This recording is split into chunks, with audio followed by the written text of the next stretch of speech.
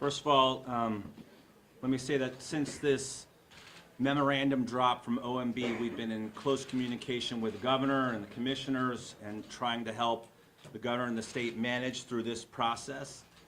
Let me also thank my fellow constitutional officers. You're going to hear from the comptroller in a second. The state treasurer couldn't be here, but we're working closely with him on how it impacts the state treasury, the secretary of the state, of course. And I want to thank the members of the legislature who are here today. It's a small room, but everybody's on the same team on this here in Connecticut, and we're going on offense. Connecticut has sued along with 21 other states. Actually, let me correct that. We are suing imminently.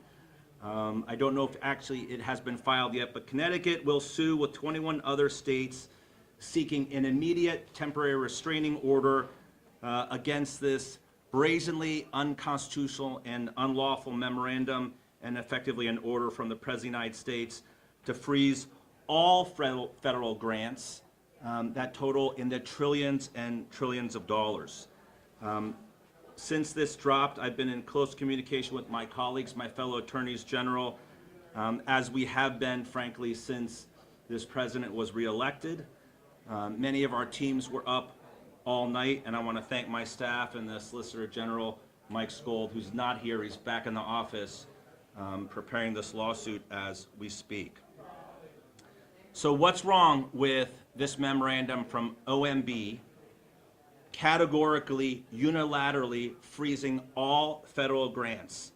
It's utterly unconstitutional and unlawful. It is lawless on so many different levels. It exceeds any reasonable conception of presidential power. What does that mean? It violates the separation of powers, right? The spending clause says it's Congress's power and authority to appropriate money, and once they've done that, that money should be paid, including to the states and nonprofits and all federal grantees. His action was not just erratic, as the governor said, but arbitrary and capricious. It represents an unlawful impoundment, right? Him just unilaterally exercising his power to hold back money, which he does not have. He does not have that power. This exceeds, again, any concept of presidential power or prerogative.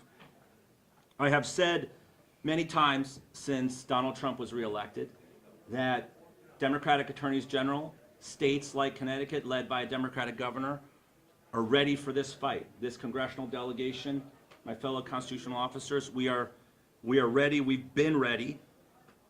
But I will tell you in all honesty, you cannot prepare for an attack as big and as awful as this one. And so when we talked this morning, Governor, you said that this was a full frontal assault on Connecticut families and on America. I think it's much worse than that.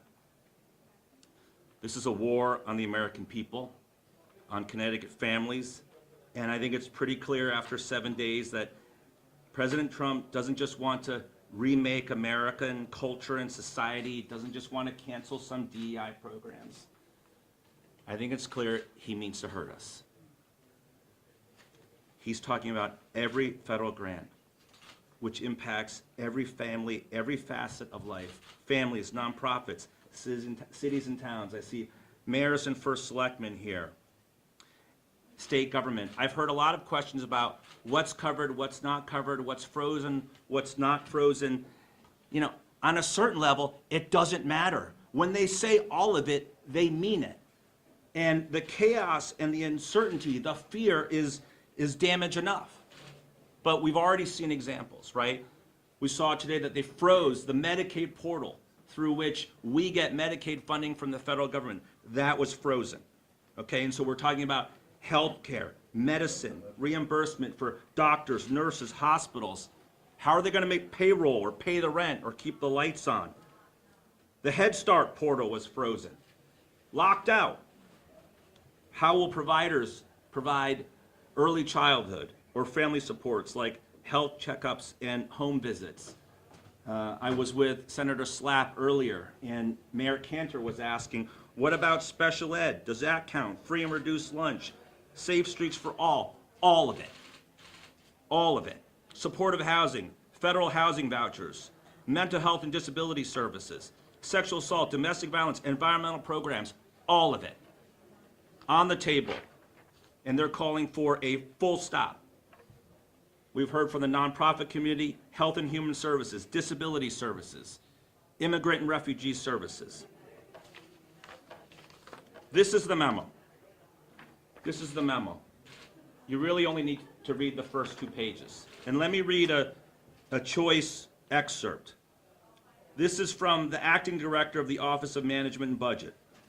The use of federal resources to advance Marxist equity, transgenderism, and Green New Deal social engineering policies is a waste of taxpayer dollars that does not improve the day-to-day lives of those whom we serve. This is not a governing document. This is not a serious document about governing. This is a radical political manifesto. It also directs that all federal spending, all grants be now administered by political appointees only. So we've talked a lot about what happened on January 6th. You've heard words like insurrection. Some of our colleagues lived through it. This is worse than that. This is a rebellion from within. Let me close by saying today is not the day for politics. So I would say to our Republican friends, today is the day to stand with Connecticut. Stand with all of us against this unconstitutional attack on Connecticut and Connecticut families in our way of life.